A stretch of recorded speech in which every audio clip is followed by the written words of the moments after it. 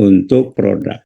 Meskipun melalui produk itu bisa ditingkatkan kualitasnya karena kita bentuk dalam formula atau susunan atau tatanan perbandingan yang biasa disebut dengan formula.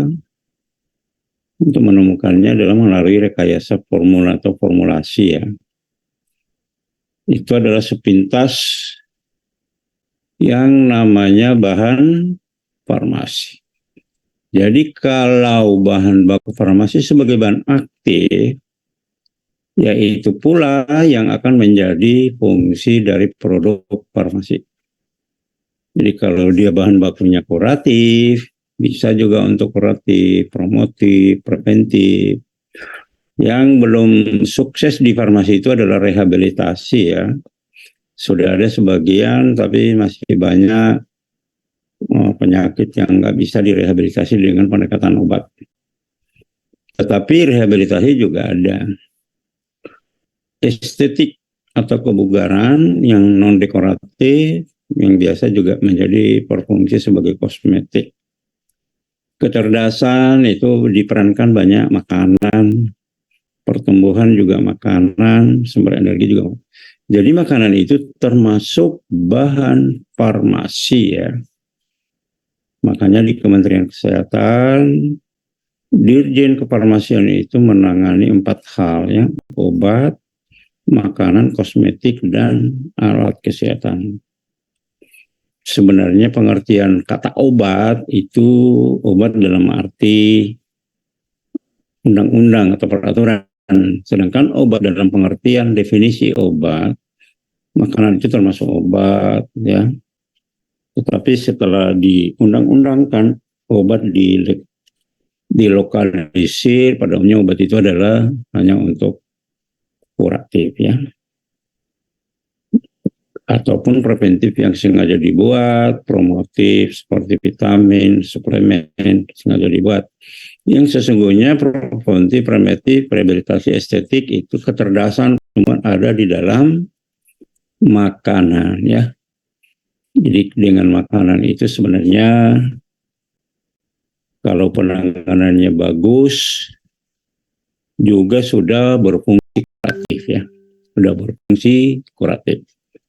Nah, jadi kalau kita bicara pemasaran nantinya, di antara kegunaan-kegunaan ini, potensi ekonominya mana yang bagus, apakah kuratif, apakah promotif, preventif, dan seterusnya ya, kosmetik, dan semua itu bisa di dalam bentuk produk sediaan makanan ya, makanan. Jadi sebenarnya ada anak farmasi itu harusnya kalau lulus itu pentingkan bisnis karena objek bisnisnya banyak. Ini biasa ini. Anda bisnis bahan baku aja udah bisa hidup. Apalagi dibuat dalam bentuk produk. Ya, dalam bentuk produk. Ini kita masih bicara namanya, belum dalam bentuk sediaannya, dalam bentuk aroma, dan sebagainya ya. Inilah. Jadi kalau bicara pemasaran farmasi yang dipasarkan, nilai ekonomi tergantung ini.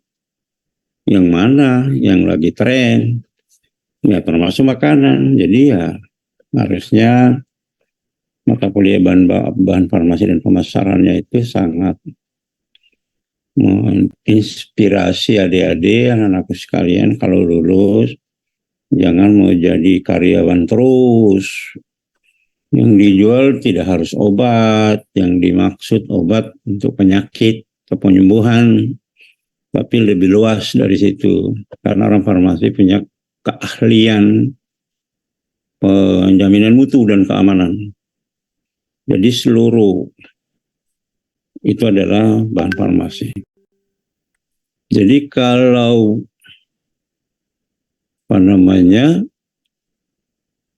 BBF atau bahan baku farmasi, nah ininya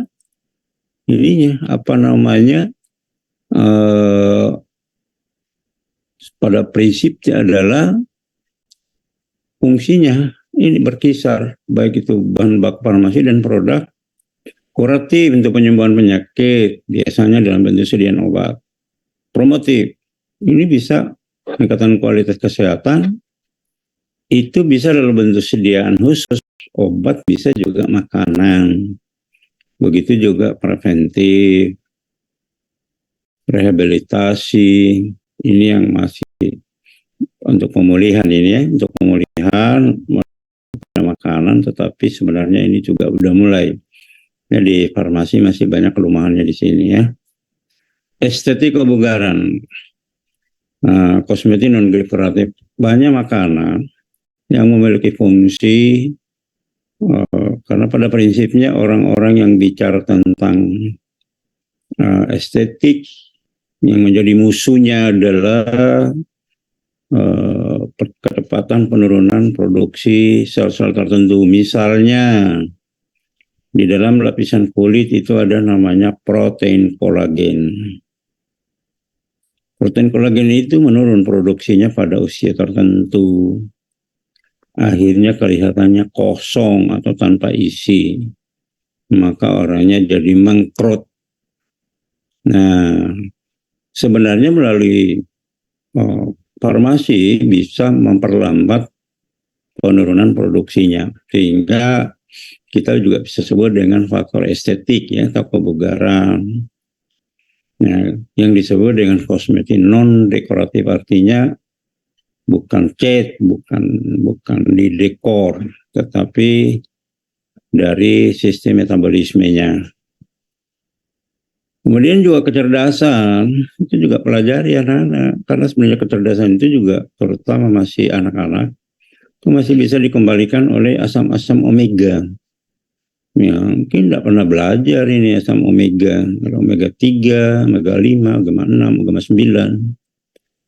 Di antara omega-omega ini adalah penyusun sistem sel-sel otak, sehingga orang menyebutnya meningkatkan kecerdasan ya. Nah, ini dalam bentuk makanan, karena banyak di ikan patin, banyak di ikan salmon, dan hampir semua ikan dalam kadar yang berbeda ya. Pertumbuhan, ya protein, makanan.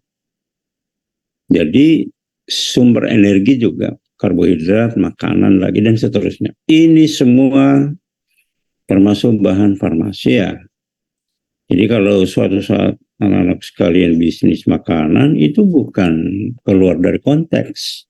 Itu adalah bagian dari farmasi ya. Bukan dari konteks. Kalau suatu saat bisnis apa saja, karena itu adalah termasuk bahan farmasi. Namun demikian, untuk farmasi zaman ini, mereka lebih senang fokus kepada untuk penyembuhan penyakit.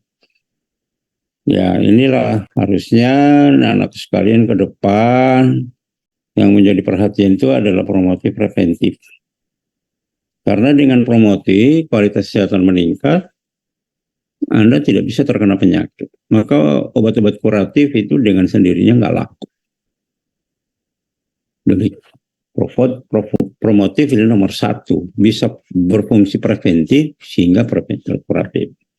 Tetapi kalau itu nggak ada ya, jadi kuratif itu harusnya ya. Tetapi ini zaman ini hanya ini yang jadi, padahal harusnya yang digalakkan. Kemarin pembelajaran dari COVID, lumpuh semua ilmu kesehatan kan, karena tidak paham tentang preventif. Akhirnya preventifnya melarikan diri. Jadi inilah bahan-bahan yang menjadi modal adik-adik jika nanti lulus. Ya, jadi nanti kalau dosen berikutnya menampilkan pemasarannya, ya bagaimana memasarkan kualitas-kualitas ini. Mulai dari bahan baku udah bisa dipasarkan, produk apalagi. Orang farmasi dua-duanya bisa. Bisa memproduksi bahan baku, bisa dia buat produk, kemudian dipasarkan. Jadi ya luar biasa. Inilah bahan-bahannya. Nah, sedikit Bapak ingatkan tentang definisi obatnya. Karena obat ini definisinya zaman sekarang jadi kacau. Definisi obat, farmasi itu dari kata farmakon. Itu bahasa Yunani, artinya obat. Jadi pada zaman dulu ya mereka obat itu adalah hasilnya farmakon. Kita serap bahasa itu menjadi farmasi, bahasa Inggris dan farmas. Semua menyerap, tapi sebenarnya asal-usulnya adalah farmakon. Ternyata artinya obat. Nah, apa itu definisi obat? Obat itu segala sesuatu yang mempengaruhi metabolisme makhluk hidup. Nah, jadi berdasar definisi ini, makanan itu obat, kosmetik itu obat, karena bisa mempengaruhi metabolisme makhluk hidup. Jadi nggak bisa malu-malu untuk menyatakan bahwa makanan adalah bagian dari farmasi. Nah, bahwa pembelajarannya di perkuliahan tidak banyak, itulah masalah-masalah yang ditemukan di pendidikan Indonesia di farmasi. Yang harusnya itu adalah wilayah mereka. Buktinya kalau dia kerja di Badan POM, mereka yang berkuasa itu adalah obat, makanan, kosmetik, dan alat kesehatan. Nah, kalau kita ditugaskan untuk pengawasan, kita sendiri tidak mengerti, itu kan lucu.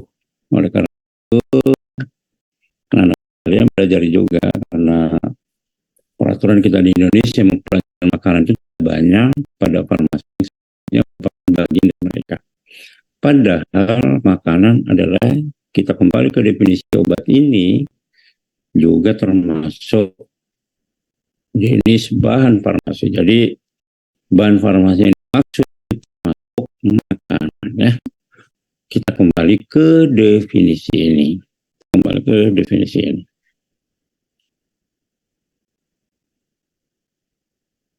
Jadi kalau bahan aktif obat yang difahami farmasi sekarang ya. Jadi ya farmasi sekarang itu farmasi kimia. Jadi obat tadi kan ada definisi ini, segala sesuatu. Nah, kalau kita lihat segala sesuatu berarti satu, senyawa kimia. Senyawa kimia itu mempengaruhi metabolisme makhluk hidup. Kalau Anda minum air, Anda hilang haus. Air adalah senyawa kimia H2O. Kalau Anda makan, Anda kenyang. Berarti mempengaruhi metabolisme, karena makanan adalah senyawa kimia. Ya, dulu senyawa kimia untuk obat itu dia ya, sekarang disebut obat kimia. Masih banyak tenaga kesehatan obat kimia dan obat herbal. Obat kimia adalah penggunaan senyawa kimia sebagai obat untuk mempengaruhi metabolisme. Jadi untuk sekarang itu semuanya obat kimia. Ya. Kemudian nenek moyang kita dulu menggunakan energi langsung, misalnya pijat. Nah, itu bukan obat kimia, obat fisika gitu ya. Jadi energi langsung, leluhur kita itu melalui teknik pijatan, bekam, akupuntur kalau di Cina, itu disebut dengan obat fisika. Tetapi keahliannya tidak diambil alih oleh farmasi, karena farmasi terlambat. Sekarang menjadi program studi fisika medik. Jadi, tapi padahal itu adalah bagian dari farmasi, karena farmasi adalah obat. Ini juga adalah obat, tetapi metodenya, jadi ini adalah obat fisika. Jadi ada obat kimia, ada obat fisika. Obat kimia itu adalah penggunaan senyawa kimia, obat fisika penggunaan energi ya. Sekarang malah obat fisika di Korea atau daerah Korea Selatan itu sudah terkenal dengan energi elektromagnetik. Mereka membuat alat menjadi obat, di mana di dalam obat itu ada energi elektromagnetik. Ini adik-adik pernah dengar energi, tingkatan-tingkatan energi, ada inframerah, ada visible, ada UV, ada sinar X. Nah, yang banyak digunakan untuk level pengobatan energi ini adalah hanya visible dengan inframerah. Sedangkan sinar X terlalu besar energinya, termasuk UV juga termasuk besar, sehingga penggunaan obat fisika elektromagnetik itu masih terbatas pada inframerah dan visible. Ya, itu termasuk bahan farmasi. Jadi andai kata dia bisa buat fisika dalam bentuk seperti ini, maka itu bahan farmasi. Ketika kita bicara pemasarannya, termasuk barang itu yang dipasarkan. Sebenarnya yang agak mendekat di dalam bidang farmasi mengenai elektromagnetik ini adalah kita sebut dengan alkes, alat kesehatan. Jadi sebenarnya itu farmasi, disebut alkes karena dalam bentuk alat, bisa untuk terapi, bisa juga untuk alat bantu terapi. Nah, di antara lain adalah pemanfaatan energi elektromagnetik. Sesungguhnya itu adalah obat fisika, ya, obat fisika. Nenek moyang kita juga dulu pengolahan pikiran, namanya mantra. Itu hilang karena kedokteran barat tidak setuju dengan itu. Sebenarnya sekarang itu adalah farmasi fisiko. Sekarang dikembangkan di bidang psikologi, ya, psikologi klinik. Itu kurang efektif karena umumnya para peserta didik di psikologi itu adalah berasal dari ilmu sosial. Sedangkan ini kita bicara kesehatan, tidak lepas dari pemahaman biologi. Antara lain adalah anatomi fisiologi manusia yang harus kupas tuntas, sehingga kita kaitkan dengan cara berpikir, ya, cara berpikir. Ini adalah termasuk bahan-bahan obat, ya. Ditinjau dari bahasa, ya, bahan farmasi, ya, lingkup farmasi, ya. Jadi sebenarnya kalau dari bahannya kan farmasi itu ada farmasi sebagai bahan, farmasi sebagai ilmu pengetahuan dan teknologi, farmasi sebagai pekerjaan, dan farmasi sebagai produk. Farmasi kimia sebenarnya yang menonjol kita adalah farmasi kimia, ya. Penggunaan senyawa kimia untuk obat. Farmasi fisika penggunaan energi langsung. Farmasi fisiko. Nah, jadi harusnya farmasi itu ada 3 jurusan. Jurusan farmasi kimia, jurusan farmasi fisika, dan jurusan farmasi fisiko. Ini berdasarkan tinjauan bahan farmasi termasuk barang ini semua. Karena obat adalah segala sesuatu yang mempengaruhi metabolisme siswa, metabolisme makro. Nah, oleh karena itu, tetapi farmasi di dunia hanya kita ambil namanya farmasi kimia, makanya ada yang belajar farmasi sekujur tubuhnya hampir kimia, semua hampir kimia, semua. Karena memang farmasi kimia, ya. Jadi kalau kita bicara dari bahan farmasi itu ada 3 farmasi kimia. Berarti seluruh senyawa kimia yang berfungsi farmasi, obat, makanan, atau fungsi promotif preventif, itu bahan farmasi. Nah, ketika adik-adik belajar pemasarannya, maka hubungannya dengan ini harus diketahui. Kemudian farmasi fisika penggunaan energi langsung. Sekarang ini udah banyak juga dijual, mulai dari sandal, jam tangan, kalung, dan sebagainya yang memancarkan elektromagnetik dan berfungsi obat, sehingga disebut dengan farmasi fisika. Yang ketinggalan farmasi fisiko, penggunaan pikiran. Kalau di fakultas program studi farmasi yang ada di Universitas Islam Negeri atau di sekolah-sekolah agama Islam, mereka ada namanya farmasi Islam, yaitu Ruqyah. Nah, sebenarnya ini tidak lain adalah fisiko, ya. Ya, kalau nenek moyang kita dulu mantra. Jadi membuat bagaimana mengelola pikiran, sehingga berpikiran positif, penuh keyakinan, dan akhirnya mempengaruhi metabolisme. Maka sesungguhnya berpikir itu juga adalah obat.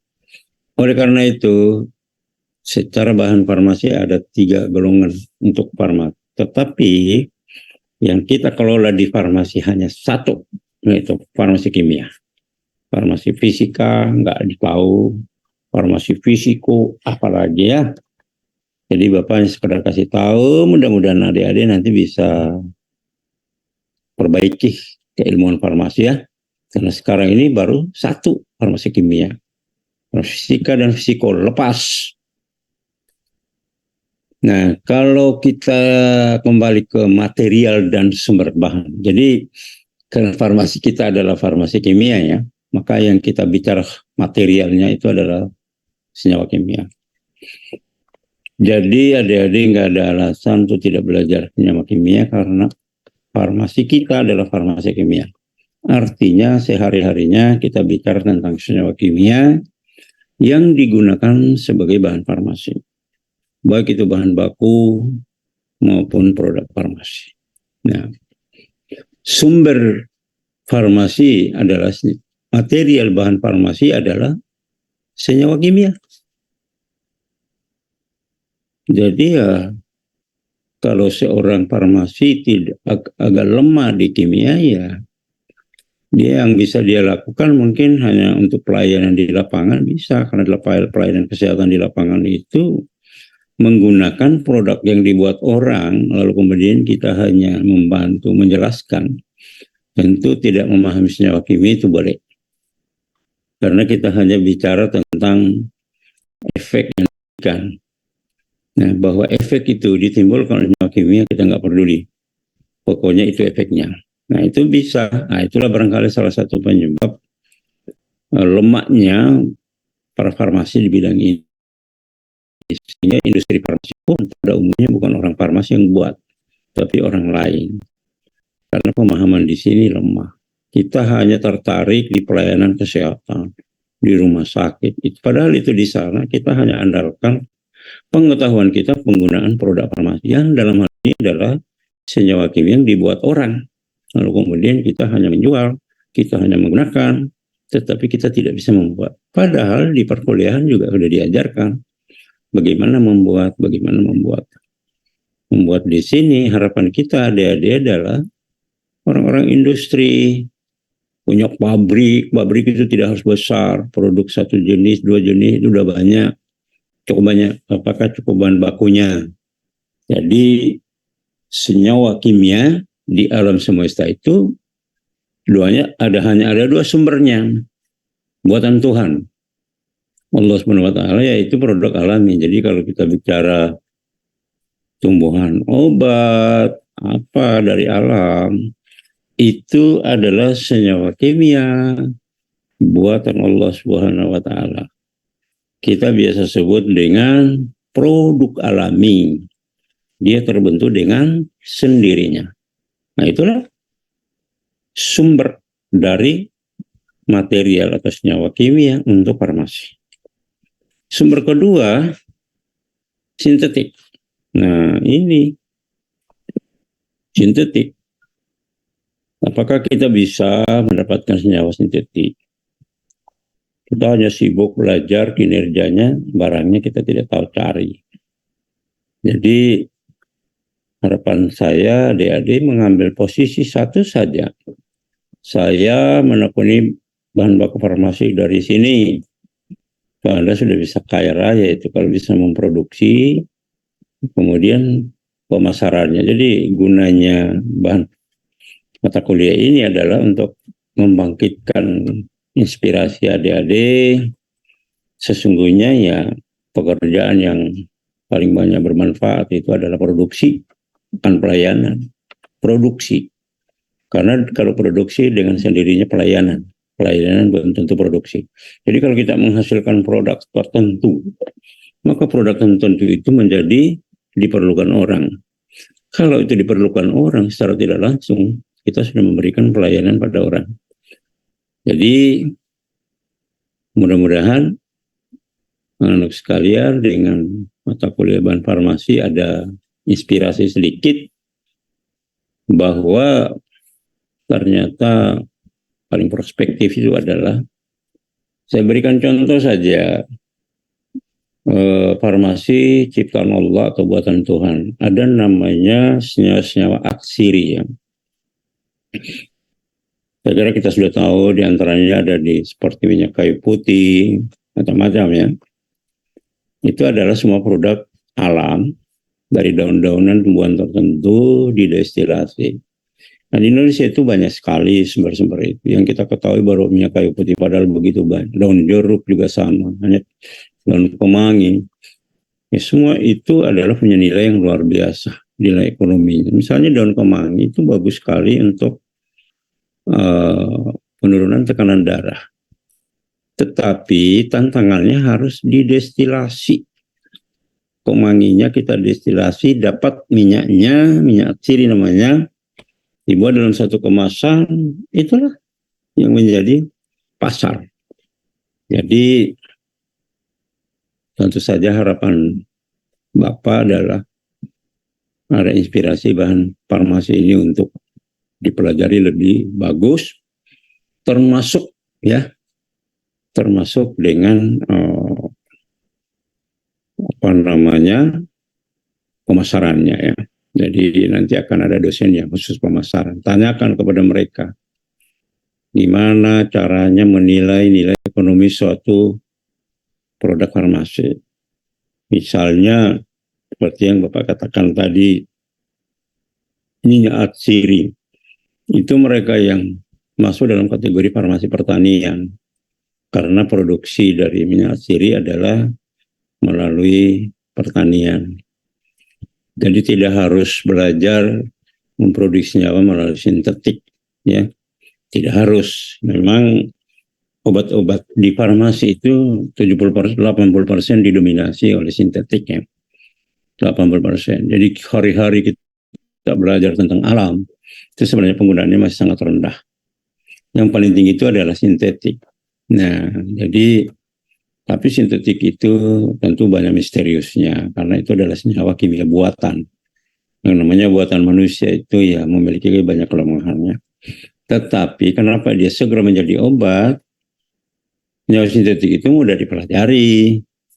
Karena kita yang bikin, mudah pula dipelajari. Kalau dari alam, buatan Tuhan ya tentulah sulit untuk kita memahaminya ya.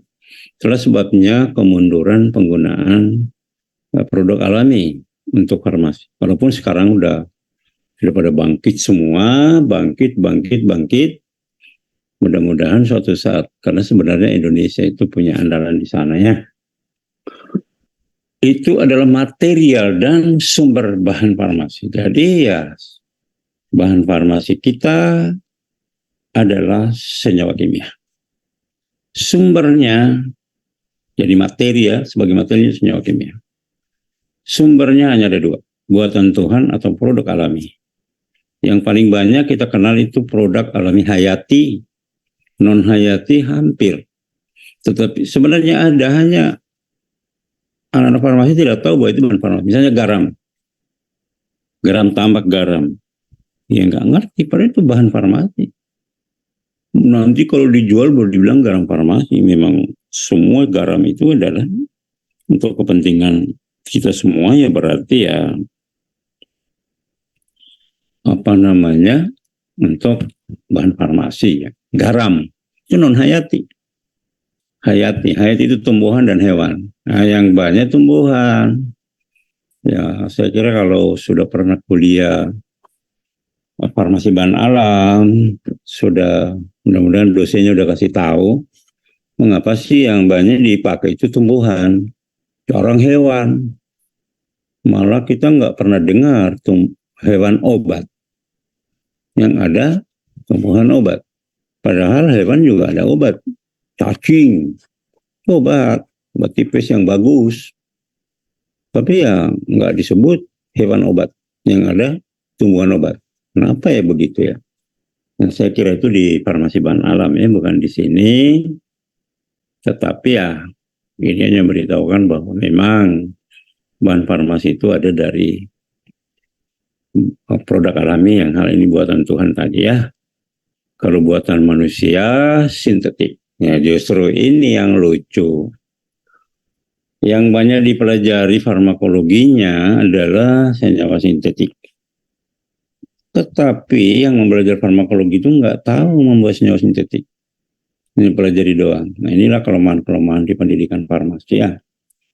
Nah, kita mungkin di farmasi Unmul ini satu-satunya farmasi di Indonesia yang sedikit ada mata kuliah farmasi sintetik. Tempat lain itu nggak ada. Paling bahan alam.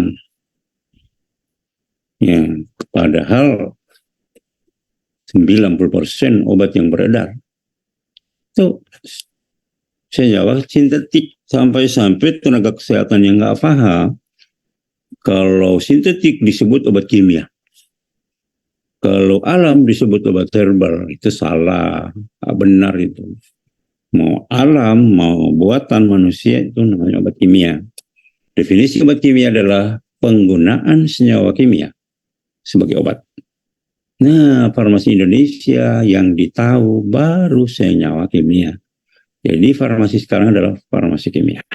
Oke ya, itulah sepintas material dan sumber ya. Jadi ya bahan baku farmasi adalah senyawa kimia. Bahan aktif dan bahan tambahan itu adalah senyawa kimia. Jadi kalau dia banyak diajarkan kimia, ya memang objek pembelajarannya kimia. Ya, meskipun kalau dalam prakteknya besok sudah kerja di apotek hanya nama produk doang yang ditahu, nggak ditahu isinya apa. Ya, padahal ya menjadi obat A, menjadi obat B, menjadi tidak jadi obat, menjadi apa. Semua ditentukan oleh sifat fisikokimia dari obat tersebut. Jadi bahan baku farmasi adalah senyawa kimia. Akhirnya juga produk farmasi juga senyawa kimia. Mudah-mudahan walaupun produk farmasi yang tidak dikelola keilmuan farmasi itu sudah ada, seperti yang Bapak katakan tadi, elektromagnetik, tapi itu pada umumnya dikelola oleh fisika medik. Fisika medik, jadi farmasi kehilangan materi pembelajarannya satu, diambil alih orang lain, padahal harusnya farmasi yang ambil karena pemahaman farmasi tentang obat itu udah cukup bagus banget terhadap senyawa kimia, bahwa pemahaman terhadap fisika saya kira nggak sulit lagi kalau mereka pelajari. Jadi bahan farmasi atau BBF ya dan PE produk farmasi meliputi obat. Tujuannya untuk kuratif dan yang menyertai. Jadi ada tambahan lain-lainnya ya. Makanan itu juga bahan farmasi, produk farmasi. Utamanya untuk pertumbuhan dan energi. Akhirnya memberi fungsi karena dia berperan untuk pertumbuhan, berperan untuk energi, dia berperan juga untuk pertahanan sebenarnya, Bapak tidak tulis di situ. Jadi pertumbuhan, sumber energi dan pertahanan. Artinya dengan energi yang ada itu akan menghasilkan suatu pertahanan. Pertahanan ini sebetulnya adalah preventif. Pertumbuhan itu adalah promotif. Jadi makanan termasuk bahan dan produk farmasi. Tujuannya untuk pertumbuhan. Jadi kalau besok-besok adik-adik berminat bisnis di makanan, misalnya saja kopi, coba dilihat, kenapa sih orang suka minum kopi? Itu adalah bahan farmasi. Jadi kembali ke definisi, obat adalah segala sesuatu yang mempengaruhi metabolisme. Jadi kalau orang minum kopi itu merasa segar. Kalau dia punya perubahan perasaan, itu artinya metabolismenya dipengaruhi. Maka itu masuk obat. Makanya orang makan narkoba disebut pengguna obat. Jadi obat itu tidak selalu positif. Kehadiran ilmu dan teknologi farmasi dalam rangka berperan, bertugas terhadap penjaminan mutu dan keamanan dari obat ya. Kemudian alat kesehatan ini yang sedikit masuk di obat fisika. Tetapi di farmasi ini lucu. Kalau di kementerian itu lingkup kerja Dirjen Kefarmasian Kementerian Kesehatan Republik Indonesia adalah obat, oke, itu senyawa kimia. Kosmetik, oke. Makanan, oke, itu senyawa kimia. Alkes. Nah, Alkes ini adalah peranan farmasi dalam pekerjaan. Tetapi kita di farmasi sangat hampir tidak belajar tentang Alkes. Nah, ini sebenarnya satu tamparan ya. Ya, karena pendekatan pembelajaran Alkes ini adalah menggunakan dasar ilmu fisika. Sedangkan kita pelajari farmasi selama ini adalah ilmu kimia. Nah, kalau ini fisika. Kemudian termasuk kosmetik dekoratif, juga itu adalah wilayah kerja farmasi. Jadi adik-adik kalau misalnya lulus sebagai apoteker, salah satu pekerjaan itu di kosmetik, baik penjaminan mutu dan keamanan, dan juga mungkin produksi. Nah, kosmetik yang dimaksud dekoratif. Sebenarnya ada kosmetik non-dekoratifnya, melalui makanan tadi. Jadi itulah adik-adik mengenai bahan farmasi yang tentu saja jadi saya beri tugas ya kepada semuanya, cari satu bahan farmasi, terserah baik alam maupun sintetik, apakah untuk obat, dalam hal ini obat yang dimaksud adalah sebagai kuratif preventif, termasuk promotif seperti vitamin, tetapi Bapak hanya menyuruh dari bahan alam, bisa juga sebagai makanan, bisa juga sebagai ini, boleh dalam bentuk tumbuhan dengan diungkap potensi, tapi sebagai bahan farmasi. Pengkajiannya adalah bahan itu kegunaannya apa, fungsinya apa. Yang kedua adalah potensi ekonominya kira-kira seperti apa. Berdasarkan potensi kegunaannya tadi ya, kegunaannya. Oke, saya persilakan mohon adik-adik ya, karena di dalam penilaian saya itu harus ada nilai aktif ya. Untung saja ini tidak offline. Kalau offline Bapak mengajar itu biasanya main tunjuk langsung kepada anak-anak yang harus bertanya. Ada enggak yang bertanya? Ini lebih 100 ini. Ayo bertanya dulu dari awal sampai akhir tadi. Jangan hanya Bapak terus yang ngomong. Ini 142 orang. Berapa kelas ini? 3. Halo? Benar Pak, 3 kelas Pak. 3 kelas. Coba ada enggak yang bertanya dari gambaran umum bahan farmasi ini? Ada enggak?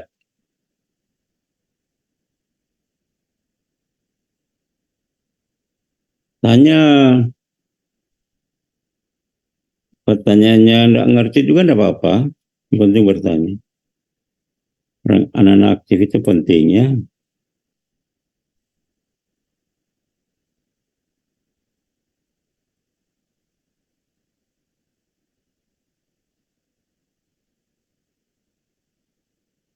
Mana? Enggak ada.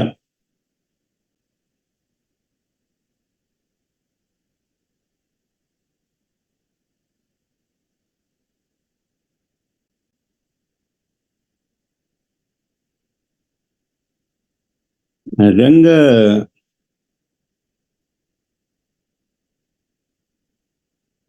Enggak ada. Izin bertanya Pak. Iya, siapa namanya? Saya Nadia Sada dari kelas umum. Nadia Sada. Oke, Iya, silakan. Iya. Saya mau bertanya Pak, dalam rangka pengolahan bahan farmasi ini Pak, mungkin selama ini yang kendalanya adalah pada saat kita mengolah bahan-bahan alam tersebut, biaya yang digunakan cukup besar, sehingga pada saat proses produksinya itu memakan uang yang lebih besar dan juga mungkin kita meluangkan waktu untuk mempelajari bahan tersebut, tetapi tidak sesuai dengan harga jual dan tidak mampu bersaing dengan produk-produk yang sudah ada sebelumnya. Contohnya apa? Untuk mengatasi masalah ini, Contohnya apa? Contohnya dulu. contohnya Pak, misalnya kosmetik gitu kayak obat anti jerawat ataupun serum anti jerawat begitu Pak. Dari bahan alam apa itu? Misalnya dari ekstrak lidah buaya yang diuji antibakteri untuk. Apanya yang mahal? Banyak yang jual itu ekstrak lidah buaya. Apanya yang mahal? Untuk produksinya Pak, itu kan lidah buaya ini sudah banyak dijual itu dengan harga yang sangat murah. Terus? Sementara pada Mana saat produksi mahalnya lidah buaya? Orang hanya tanam kok. Mungkin Pak karena bahan yang digunakan itu banyak Pak. Enggak. Jadi begini, bisa dicari. Contohnya begini ya. Sejak lahir kita semua sudah tahu teh kan? Dulu zaman saya teh itu kita kira produk luar biasa kan? Ternyata kan itu tumbuhan doang. Iya. Sebenarnya processing itu tergantung kemauan. Jadi saya beri contoh yang murah. Ada tanaman hilang-hilang. Di Banjarmasin banyak. Kalau ditanam dia akan tumbuh 1,5 tahun sudah berbunga. Kalau dia berbunga terus menerus, tidak pernah berhenti, tidak pernah berhenti. Ya, nah kalau disuling sebagai bahan baku saja ini belum produk. Itu kalau dapat 1 liter harganya 5 juta. Itu dijual ke tengkulak. Kalau dijual ke pasar itu sebagai orang farmasi buat formulanya. Dalam bentuk itu 15 ml harganya 500.000. Nah, artinya bisa dicari yang punya harga-harga yang cukup tinggi. Jadi kalau fungsinya rendah, ya itu dibuat dalam bentuk makanan aja, ya dibuat dalam bentuk kosmetik. Ya kalau misalnya lidah buaya udah banyak banget yang jual itu. Nah, artinya lidah buaya di dalam produksi, nanti kalau untuk kosmetik ditambah yang lain. Tambahnya apa? Ujung-ujungnya bahan kimia yang ditambah, bahan kimia sintetik. Akhirnya jadinya mahal. Kalau memang kita mau menggunakan bahan kimia, sudah nyewa kimia sintetik aja. Karena alam ini kita mau adalah ketersediaan di alam, produksinya dari alam. Jadi kalau bahan alam itu justru murahnya diproduksi. Makanya di Indonesia itu pabrik-pabrik farmasi itu semua pabrik bahan alam seperti Borobudur, Sido muncul, itu semua bahan bakunya alam. Kalau bahan baku sintetik Indonesia nggak ada, nggak sanggup. Kemudian bahan sintetik itu kalau tidak mampu mengendalikan bahayanya sangat banyak sekali ya. Jadi kita harus bekerja sama dengan mereka orang kimia yang paham itu. Jadi aku tidak setuju kalau bahan alam itu mahal. Ya. Bahan itu mahal dibandingkan dengan jadi yang harus dipelajari itu adalah orang-orang farmasi itu bagaimana mengkombinasi ya antar bahan alam. Jangan dengan senyawa kimia sintetik. Harus kombinasi dengan antar bahan alam sehingga menghasilkan produk yang mahal. Masih terlalu banyak yang mahal. Misalnya sekarang lagi heboh tumbuhan karatum atau kadamba. Itu kan kita dibodohi Amerika, mereka ambil serbuknya. Nah, itu kan luar biasa semua. Jadi maksud saya adik-adik farmasi harus lihat, memanfaatkan potensi keliling ya. Nah, tentu kita bangga kalau ke daerah alam. Kalau daerah sintetik, farmasi tidak terlalu paham tentang sintetik. Yang dia paham di sintetik itu mereka hanya pemakaiannya.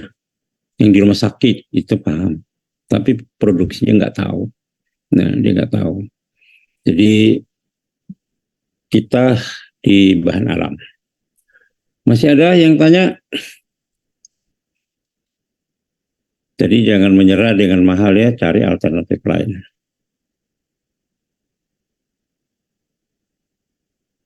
Di mana produk alam itu sebenarnya keuntungannya adalah produksinya lebih rendah karena di dalam bentuk pertanian. Kalau yang non alam itu cukup tinggi, misalnya biotek, nah itu luar biasa. Hanya karena kita jiwanya nggak produsen ya, udah kita hanya beli punyanya orang. Kita nggak usah jauh-jauh deh, kelapa sawit saja. Kita jual CPO-nya, baru minyak gorengnya kita beli. Padahal itu minyak goreng asalnya dari CPO. Nah, yang paling banyak di sini di farmasi. Kita hanya ini. Masih ada yang tanya?